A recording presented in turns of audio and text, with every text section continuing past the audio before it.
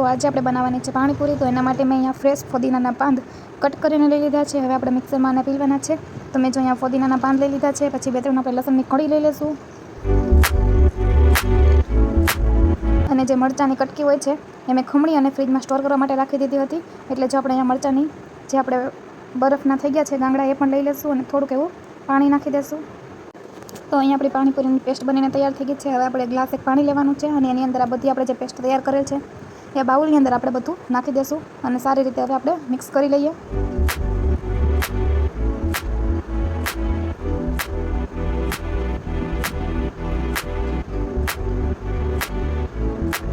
હવે આપણે અડધી ચમચી જેટલો આપણે જે જલજીરા પાવડર આવે છે એ નાખીશું અને અડધી ચમચી જેટલું ચાટ મસાલો નાખવાનો છે.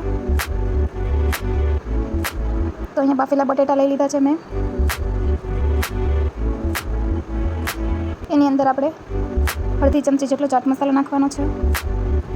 અડધી ચમચી જેટલો ધાણા જીરું પાવડર નાખશું. 2 ચમચી જેટલી ચટણી નાખશું. અડધી ચમચી જેટલું આપણે મીઠું નાખીશું.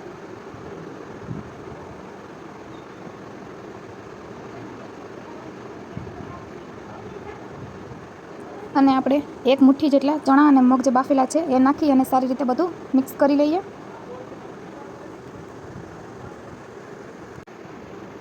તો અહીંયા આપણી પાણીપુરીની પ્લેટ બની તૈયાર થઈ ગઈ છે. હવે આપણે પૂરીને વચ્ચેથી કાપી લઈએ. એની અંદર બટેટાનું સ્ટફિંગ ભરી લઈએ.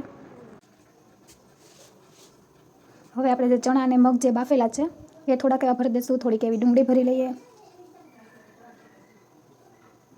અને હવે આપણે ઉપરથી જે પાણીપુરીની નાયલોન સેવ આવે છે એ થોડીક નાખી દઈએ. અને હવે આપણે જે ગળ્યું પાણી આપણે બનાવેલું છે એ નાખી દઈએ.